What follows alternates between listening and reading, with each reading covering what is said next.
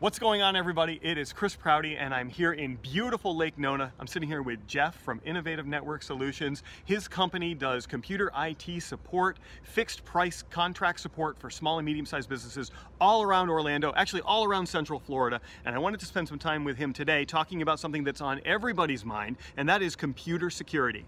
So Jeff, tell me this, what is the biggest security concern that a small or medium-sized business owner should have when it comes to their computers or their networks? Who has connection to their data? A lot of times people don't stop and realize that it's easier to access your data than you think, even in the cloud. And are we talking about a person that has a physical or a human that might have access to this data? It could be, but it's also there's computers out there that access it automatically. So if you don't have a physical firewall, or you don't have devices in place, you could actually be hacked by a computer program that's trying to get into your office. And is this something that's happening at their facility, or is this also something that's happening in the cloud? Is it both? Both. It definitely is both. Where should they have the biggest concern, in the office or in the cloud, do you think? Well, actually, it is both. There's a lot of people that tell me that they're in the cloud and they're safe.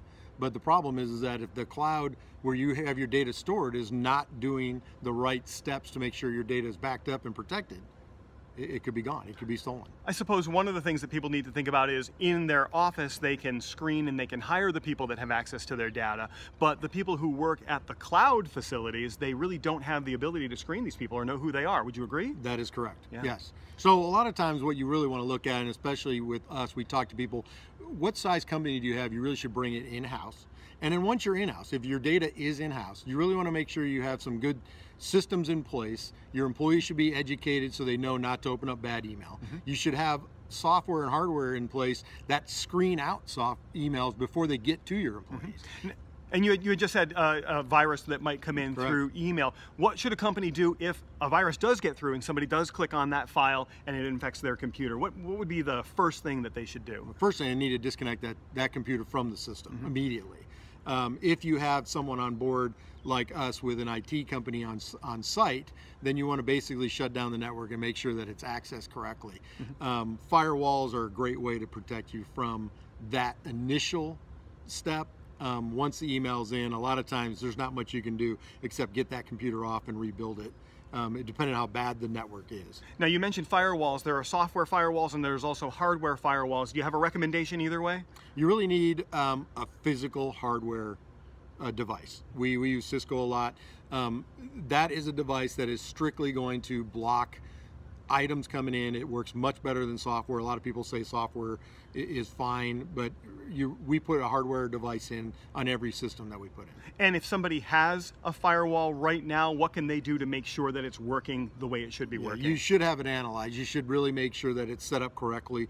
A lot of times people pull items out of the box, plug them in, and they think they're protected. If it's not set up right, it's not right. So you really want to get a free evaluation and have somebody sit down and really understand, are we protected and where are our problems? One of the things that I often think about with security, and it's something that I need to work on myself, is changing my password more frequently. Do you have a quick tip for everybody out there on creating secure passwords? Yeah, definitely. A good way to do passwords that are really out there right now is you want to create a sentence. So something like, I love to boat. That's a good password. Computers can't figure that out. Okay, they don't know you, they don't know anything about you.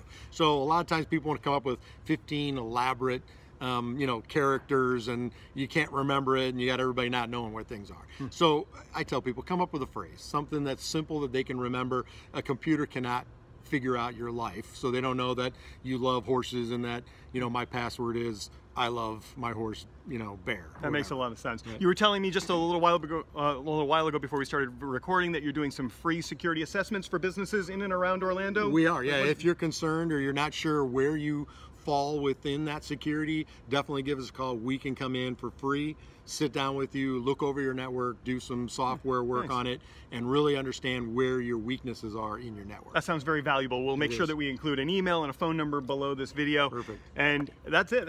We got Jeff from Innovative Network Solutions doing a great job keeping everybody's networks and their computers secure and safe. So we're trying. Thanks for being with us today. Thanks. See you.